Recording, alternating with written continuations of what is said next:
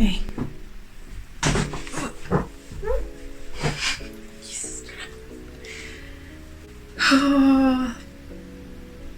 Hi everyone, welcome back to my channel. I don't know why I always get so shy. I get more shy with a camera than with normal people. Maybe here is better? What do you think, guys? Yes? What do you say? Okay, cool. I'm not getting used to the intro or anything in front of a camera. Just give me some time, okay? Give me some time. Okay, so today's video is gonna be a little bit different than what you normally see on my channel, which is mostly vlogs. But because I recently went to Korea, I don't know if I'm gonna post the first vlog before this video or afterwards, but I thought it will be very helpful for me to tell you what were the requirements and all the documentation if you're planning to go to Korea. I was in Korea from July from July until kind of beginning of August, end of July, August, something like that. I'm gonna be very quick because I think this is the type of videos where you click, you just want to know the information and then move. Okay, so first thing first, you bought your flight ticket, you got your Airbnb, ready to go. No. Korea is like, wait a minute, you gotta work with it. You gotta work.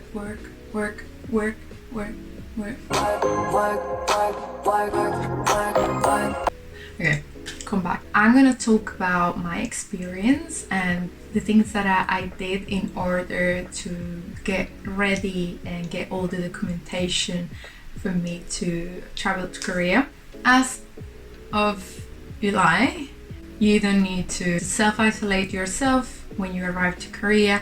You don't need to do the mandatory quarantine anymore, which is amazing. And then you don't need to have any vaccination status, so you don't need to be vaccinated completely or anything. You need to prove, although I brought all the documentation with me, but I'll tell you more about it later on. The first thing you need to do, at least that's the way I done it, to get your KETA.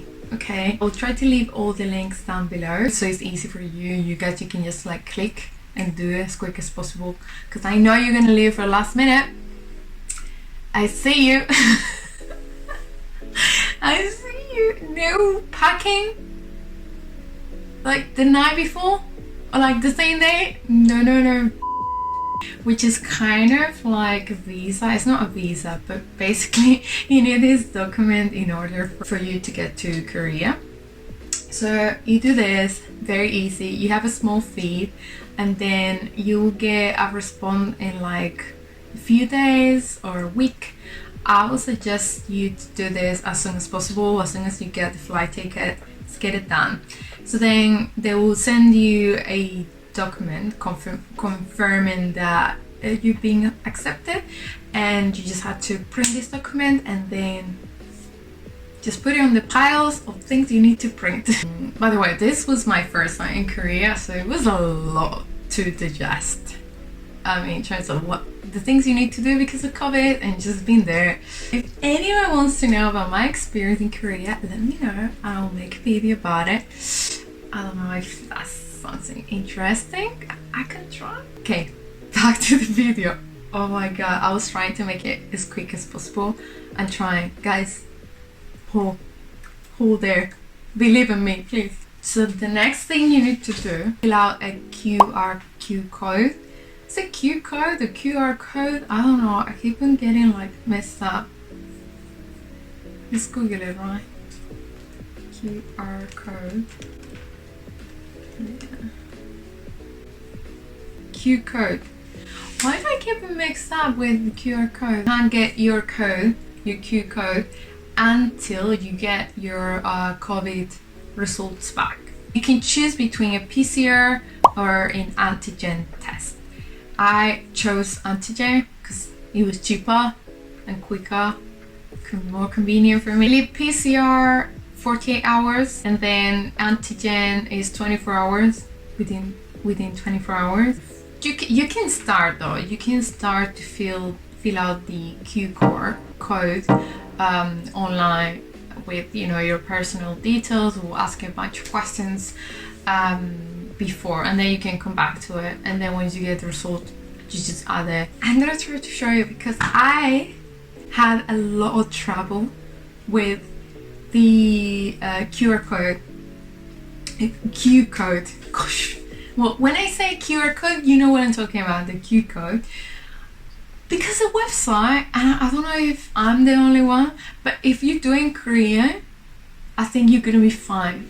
But when the website translates from Korean to English, and you're trying to add dates, because it's gonna ask you like, when is your departure day? And it's one of those things. I'm gonna try to leave a recording here. If not, I'm gonna try to explain it here.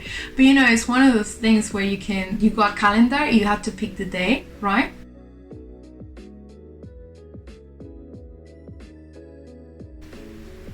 So it didn't allow me. It didn't, when it translates to English, I was just going mental because I had to print all the documents and I couldn't go out and print it until I get this code. So I can just go to my local printer and get everything ready at the same time. And I was freaking out. I was like, it's gonna close and then I'm not gonna be able to print my documents, So I don't know how, because I checked online, I couldn't find any information. So if I can help you, maybe they have fixed the bug on the website by now. I hope so. Because it was like, oh gosh. The way I managed to do it is you had to refresh the website and change the language from English to Korean, then pick on the calendar the specific dates, and then change it back to English and then submit. That's basically what I did. I mean, probably it was a very silly thing to do when you think about it, very logical, like, oh, what if I do this? But I was freaking out. I don't even know how I thought about that, but I did watch some YouTubers saying that they had problems with the website and that they had a Korean friend and they did it for them because they couldn't do it in English. I hope it's helpful. I hope you don't have that problem, but if you do, that's how you solve it. Print everything. You got all documents, you're ready, you didn't pack at the last minute, you were well prepared, you watched my video, you followed all the steps, you went to the government website, the official government website, apart from, I'm just an addition to you already checking the website, okay? Just saying. When you arrive in Korea, you do need to get another COVID test. This time, it's required, it's mandatory PCR within 72 hours after arrival. You arrive at the airport, I know you're like super tired, you just want to sleep. But what I recommend you is book the test before you travel to Korea. The airport, there are many places where you can actually get tested. Most of them, they're outside of the airport, which is very weird, but that's just what it is. So there, you just need to get out of the airport, and then they're gonna be like one on the right, one on the left, or something like that. Make sure you got the one that say arrivals. Yeah, make sure you do that. Then is that, I don't remember how long it took, but they gave me the results very, very, very quickly. And then with those results, you have to report it within 3 days. And this is the part where for me it was a little bit tricky, because okay, this is just like, I'll stop the video here in terms of requirements. Really, you don't need to do anything else. It's just more like a story time. I was trying to be well prepared, and so I got everything in advance, even the SIM card.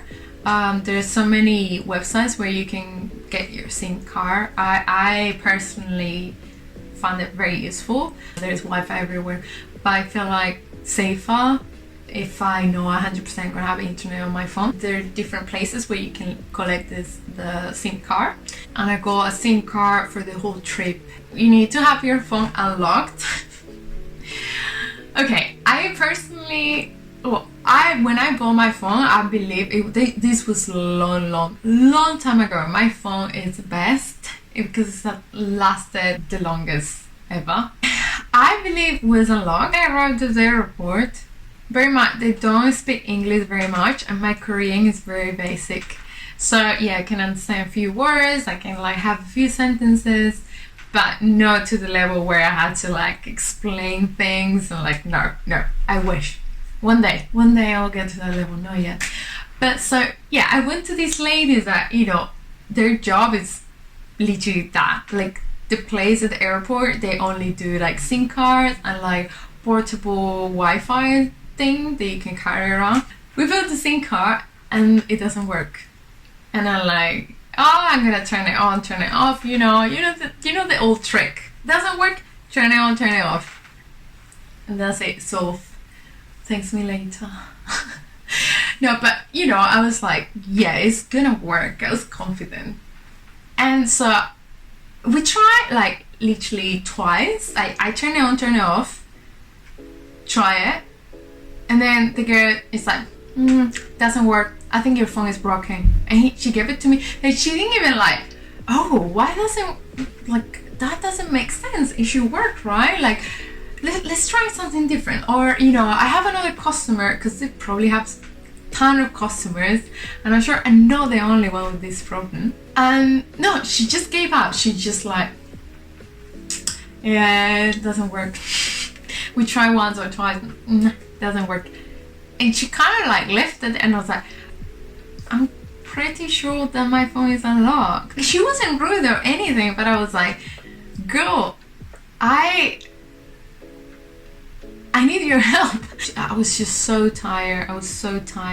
So I ended up canceling the plan, which it was a nightmare because I had to talk to customer service, and that company is through another company, so that's for another video if you want to explain me more about this. But I was already like, oh please, this is what I need. So I actually rented out like a Wi-Fi, portable Wi-Fi thing, which if you want an opinion is horrible. Don't take it unless you really need it. Don't. You can have it like as an extra, but it's a main thing, like it's huge, it's very heavy, and you have to carry it around, and you have to charge it, and the battery lasts for a few hours. Like literally, guys, I personally wouldn't recommend it unless you work from home or you work remote. You know, you can always have it charged, then yes. But if you want to use this portable, which that's what it's supposed to be, right? Portable Wi-Fi. Well, marketing there, like, really bad. I'm gonna quickly tell you the reason why I'm mentioning this with link to the COVID test.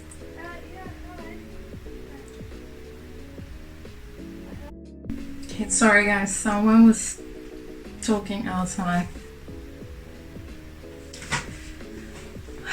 Maybe she wants to, be part of this video. She want to share some tips traveling to Korea. Okay, continue then. I had to leave with the Wi-Fi portable, and again, I don't recommend it. Long story short, my phone was an unlocked phone. I just needed like a code to add to be able to enable that feature somehow. So it was just a very quickly easy thing to do that she could have told me at the airport. I can't believe that I'm the only one that ever had a problem like that. Like they probably had more customers with the same problem. I came back to the airport because I wanted to return the Wi-Fi portable thing because it was useless. I ended up buying again the SIM card, but this time without a Korean number, because I believe the first one has a Korean number. Thing is, because he didn't have Korean number, the Korean government, they send you a message that tells you where to send your PCR result when you arrive. But I never got that message, and I was like, it's been like 2 days, almost 3 days, and I was like, oh my god, I'm gonna get in trouble, you know. I did get the test. Where do they send it? Like, I just didn't know. But apparently I think there might be an option on your Q code where you can upload your PCR result in your arrival for your arrival. But I'm not 100% sure. I ended up asking my MV host, and he was like, oh yeah, I received a message with your name. And I was like, why didn't you tell me? Why didn't you send it to me? You didn't think it was important? Like, so they ended up sending it to him, because I also you had to add your, like, the telephone number of the place where you stay. That can be your Airbnb, your family, whatever you're using, right? So yeah, that's the story time behind the last part of your requirements, that you do need to have a Korean number, or I think there might be a way to upload it on your Q code. Well guys, I hope you enjoyed my video. I was trying to make it very quick, very straightforward. I was not successful, so sorry. I hope you enjoyed it. I hope it was entertaining. Oh, there's a cat. Sorry. I hope you enjoy your trip to Korea. You have fun. Feel free to share your adventures in Korea and how did you find it. If you want to know about my experience, let me know in the comments down below. And it's been a pleasure. And I'll see you hopefully very soon. Bye. Adios.